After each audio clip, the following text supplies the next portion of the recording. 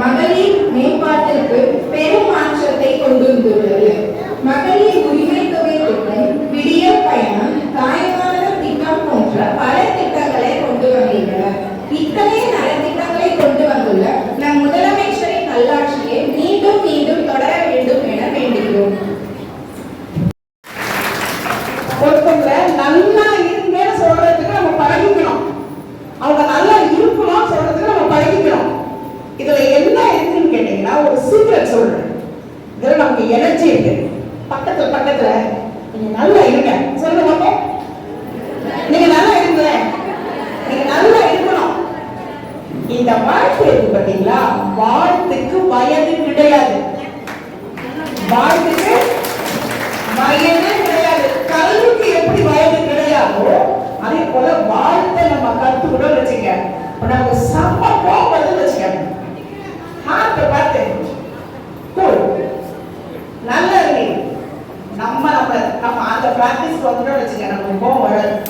கோபம் தான் நம்மளுடைய பெரிய மைனஸ். நம்ம மக்களோட ஹஸ்பண்ட்லாம் பார்த்தா என்னடே நல்லா இருக்கீங்களா, நம்ம வீட்டுக்கார பார்க்க உடனே வந்துச்சுடா போன வைக்கிறேன், எங்க வீட்டுல எங்களுக்கு வந்துச்சு. உங்களுக்கு கோவில் கட்டி தீபாவளி காமிக்க மாட்டாங்க. குடும்பத்துக்காக ஒரு தாய் வைத்து, ஒரு தம்பியாக, ஒரு அண்ணனுக்கு ஒரு சகோதரியாக, ஒரு பெரிய அப்பெல்லாம் கூட்டு குடும்பம் இருந்தப்ப நம்ம வீட்டுல பிரச்சனை இல்லைங்க. நம்ம ஆயா திட்டுவாங்க, நம்ம தாத்தே கழுவி திட்டுவோம், எங்க அம்மா திட்டுவாங்க, நம்ம அப்பாவே வந்து பயப்படுவாங்க, நம்ம கணவரே பயப்படுவாங்க. இன்னைக்கு அந்த பயங்கள் இல்ல இல்லையா? இல்ல, அன்பு இல்ல. அப்பா இந்த ஆர்ஃபனேஜ் எல்லாம் போறப்ப ஒரு அம்மா சொல்லுவாங்க, அம்மா எங்களுக்கு நீங்க ஏதோ புதுசா வாங்கி தர வேணாம், நீங்க கூட உட்கார்ந்து பேசுங்க. இந்த 10 மாதம் சுமந்த அந்த கருவறையுடைய வலி எவ்வளவு இருக்குங்க. கேட்டா நான் பெயின் ஹாஸ்டல்ல எங்க அம்மாவுக்கு போய் வச்சிருக்கிறேன்றாங்க. அது வேற என்னங்க, ஆதரவற்ற இல்லம். நமக்கு ஏன் நம்ம எவ்வளவு கஷ்டப்பட்டு வாழ்த்திருப்பாங்க, எவ்வளவு கஷ்டப்பட்டு வாழ்த்திருப்பாங்க நம்ம அம்மா அப்பா எல்லாரும். இது ஏன் நம்ம நினைக்க மாட்டேங்கிறோம்?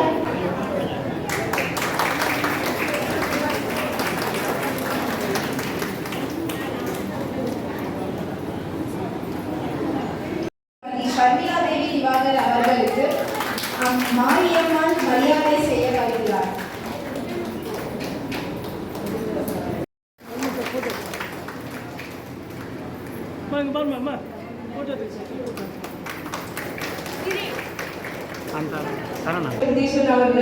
அவருடைய அரசியல்ல நான் வெறும் ஒரு சப்போர்ட்டா இருந்து பக்கத்து வந்து நம்ம அரவிந்த் ரமேஷ் அண்ணாவை தான். அவருடைய சப்போர்ட் என்னைக்குமே எங்களுக்கு இருக்கணும்.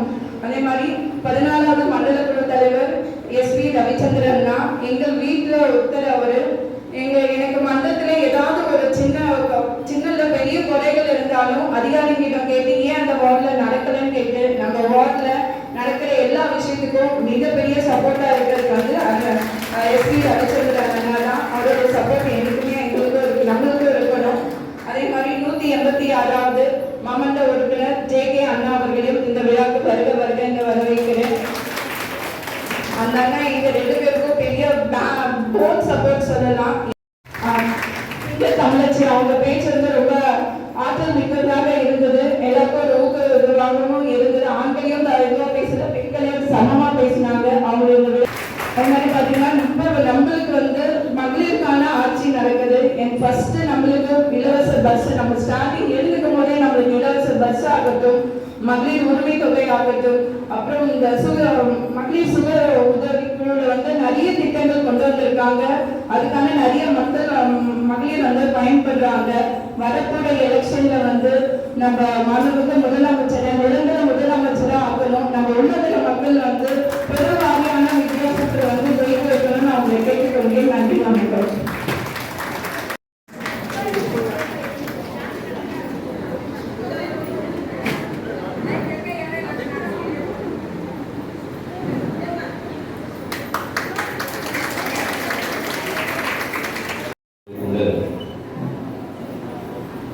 இந்த மகளிர் தின விழாவுக்கு வந்து ஏற்பாடு காரணம், இந்த விழாவிற்கு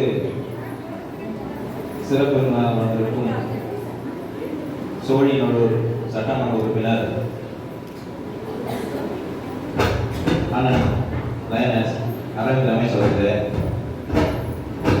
ஒரு வாரம் நடக்கும் நினைக்கிறேன். ஒரு வாரம் முன்னாடி ஒரு மகளிர் இந்த மாதிரி 5000 அக்கௌண்ட் வந்துருக்குண்ணா, யாரோ பணம் போட்டுருக்காங்க அக்கௌண்ட், யாரெல்லாம் போடலன்னா எங்கள் முதலமைச்சர் தான் போடுறாரு சொன்னாங்க. அவங்க இடிப்பு அதிர்ச்சி இருக்கு.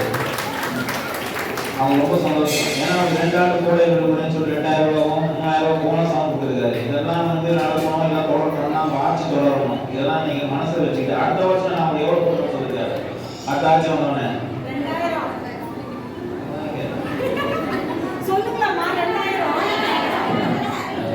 2000. அதான் கண்டிப்பா இது 2000 ஆண்டுக்கு மற்றவங்க சொல்றதான் செய்வதான் சொல்லுவாரு முதலமைச்சர். நான் ஒரு சின்ன ஒரு கதையை சொல்லிக்கிறேன். இப்போ என் முதல்வர் பார்த்தீங்கன்னா அவர் கழிவு மாதிரி தான். எந்த உயர்ந்த பிறந்தாலும் எந்த ஒரு அலட்டான இருக்காது. இந்த சில காக்கா கூட்டம் தான் நிறைய என்ன போனாங்க, கழுகை குத்துறேன்னு சொல்லிட்டு இது புதுசாக சொல்லுவோம். கழுகு தான் உயர்ந்த பிறந்தாவே கழுவோட உயர்த்து காக்காவில் பறந்து ஒரு லெவலில் போய் கீழே விழுந்து செத்து போயிடும். இதே வேலை அதே புதுசா அவனை சும்மா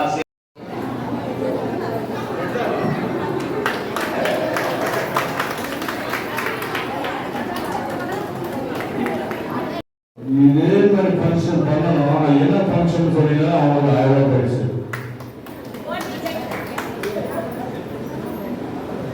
இந்த மகளிர் ஃபங்க்ஷன் பண்ணிருக்கீங்க, இந்த ஃபங்க்ஷன் நீங்க பண்ணணும். அது என்ன ஃபங்க்ஷன் சொல்லுங்க, அவங்க 1000 ரூபாய் பரிசு சொல்றாங்க. அந்த ஃபங்க்ஷன் பண்ணணும். அது நீங்க எல்லாம் தயாராகணும். இப்ப சொல்றேன், இன்னிலிருந்து தயாராக. அதுல 4 பேர் போன சொன்னதுனால 4 பேர் கொடுத்தாரு. 4 பேர் யாரும் தெரியும், நான் பார்த்துட்டேன் 4 பேர் யாருங்க. அது அப்புறம் அது கேட்காது. அதை ஒரு வார்த்தையை சொல்லிக்கிறேன். நான் அதிமுக இருந்தேன், இல்லைன்னு சொல்ல எல்லாருமே தெரியும். அப்பெல்லாம் பார்த்தீங்கன்னா ஒரு சட்டமன்ற உறுப்பினராக தான் அவர் எங்கிட்ட பழகுவதை தவிர ஒரு சகோதர பாசமா அவர் வீட்டு ஒரு பிள்ளைங்க பழக கிடையாது. நான் எப்போ இந்த இயக்கத்துக்கு வந்தனோ அதுலேருந்து சரி, அந்த வீட்டில் என்னையும் ஒரு நல்லா கம்மியாக நினைச்சு ஒரு விஷயம் ஃபோன் பண்ணேன். அண்ணா இது மாதிரி என் மாதிரி இந்த பிரச்சனை அந்த பிரச்சனை அப்படின்னு போது யோசிப்பேன். காலி பண்ணுனா எங்கேயோ போய் கையில் பூவில் ஒன்று வந்தவன் இப்போதான் பன்னீரை தேய்ச்சிக்கிற மாதிரி இவங்க பார்த்து இவங்க வந்தவன் என்னன்னா ஒரு விஷயம் ஃபோன் பண்ணேன். ஒரு சாமோட்டையாக இருக்கட்டும், ஒரு பார்க் டெவலப்மெண்ட்டாக இருக்கட்டும், ஒரு ரோடாக இருக்கட்டும், ப்ளஸ் பிளேஸ்மெண்ட்டாக இருக்கட்டும், எதுவாக எந்த விஷயம் வேணும்னா ஃபோன் பண்ணேன். இந்த மாதிரி இருக்குன்னா இந்த பயில் இருக்குதுன்னா கொஞ்சம் ஹெல்ப் பண்ணுங்க, எதுன்னு ஃபோன் பண்ணேன். அதேமாதிரி சேர்மன் சாருக்கு ஃபோன் பண்ணேன். சிறுத்தைமலை பாஸ் பண்ணோம், அதை ஃபாலோ பண்ணோம். ஃபோன் பண்ணார், சட்டமன்ற ஃபோன் பண்ணி எப்போ அண்ணன் ஃபோன் பண்ணி கேட்பாரு, என்ன ஆச்சு கேட்பாரு. நான் ஒரு 10 மணிக்கு ஃபோன் பண்ணேன். உனக்கு வேறு வேலையே கிடையாது, 1 வாரம் தான் பார்க்கணுமா, இங்கே வேறு வேலை இல்லை, எவ்வளோ தொகுதி இருக்குது, நீ சும்மா ஃபோன் தொலை பண்ணா அப்படி தொலை பண்ணி ஏகப்பட்ட வேலைகளை கொண்டு வந்து வேலை உள்ளார போயிடுது. 1 வாரம் 2 வாரம் இது வரைக்கும் இன்னும் தேதி விட குறைஞ்சபட்சம் 260 கோடி ரூபாய் ஒரு வேலைகள் அவர்களுக்கு அவர் மூலியமா இவங்க மூலியமா வந்திருக்கு. இது முதலமைச்சர் அதுபோல எங்கள் மக்கள் அப்படின்னு 2 பத்தி சொன்னாரு. கண்டிப்பாக உங்களுக்கு சட்டசபையில இது மோட்சத்தை பேசியிருக்காரு. சட்டசபையில நமது சபை பொறுப்பில் அவங்க எல்லாரும் கேட்கிறார், வெற்றியோட வித்தியாசம்னா அடுத்த வாட்டி எவனும் நீங்க நிற்கக்கூடாது. யோசிங்க, ஓடியே உருவாக்க அது போய் அதிகமாக உள்ளே போக முடியாது. வேற அதிக தேவை என்ன போல எல்லாரும் பீச்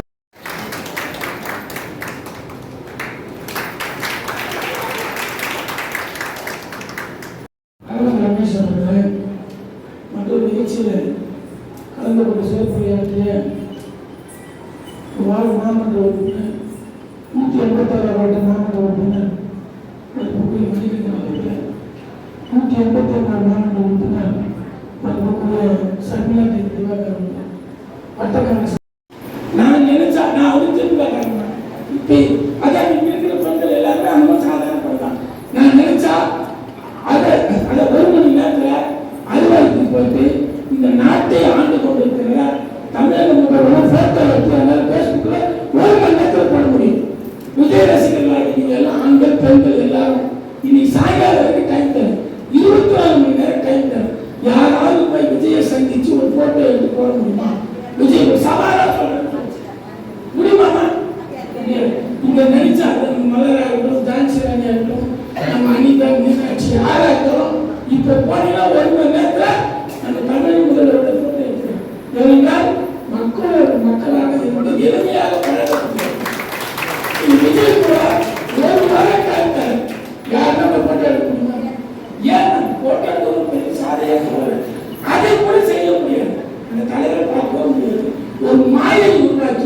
சில பெண்கள் சினிமா பார்த்தாலே ஓட்டு போட்டுருவாங்க. முட்டாள்தனமான ஒரு எண்ணம். இந்த தேர்தல் அவர் தெரிஞ்சுக்கணும். தமிழக பெண்கள் யாரும் முட்டாள் கிடையாது. இந்த நாட்டுக்கு எதுவுமே செய்யாது, எப்படியாவது என்பதையெல்லாம் தமிழக மக்களாகிய நீங்கள், குறிப்பாக தமிழ் பெண்களாகிய நீங்கள் அனைவரும் இந்த தேர்தலில் நடிகர் என்றால் நடிகர் தான். நடிகர் வேறு, ஆட்சியாளர் வேறு, சிறந்த நிர்வாகி தத்துவம் தமிழகத்தில் வேறு என்பதை தொடர்ந்து காட்ட வருகின்ற தேர்தலை பயன்படுத்திக் கொண்டு அனைவரும் தமிழகத்தில் மாணவராக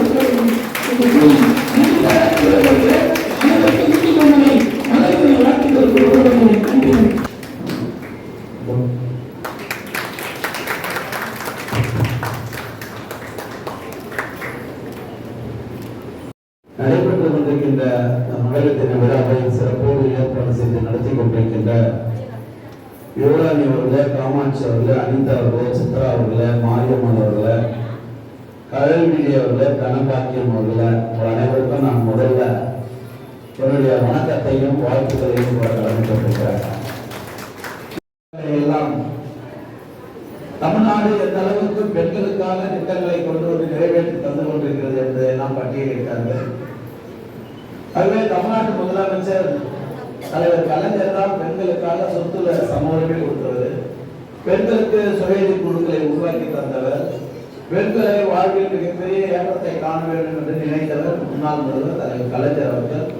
அவர் தான் சொல்றாங்க, தந்தை பெரியார் கண்ட கனவை நிறைவேற்றி தந்தவர் தலைவர் கலைஞர் என்று சொல்லுவோம்.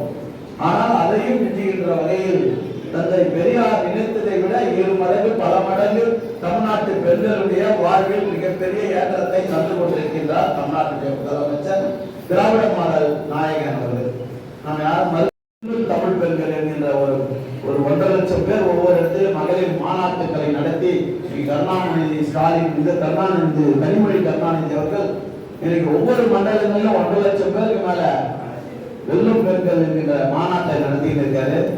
வீடு வீடாக போய் உங்களை வாக்குகள் சேகரிப்பது கூட வெல்லும் பெண்கள் என்ற பெயர் வைத்திருக்கின்றார்கள்.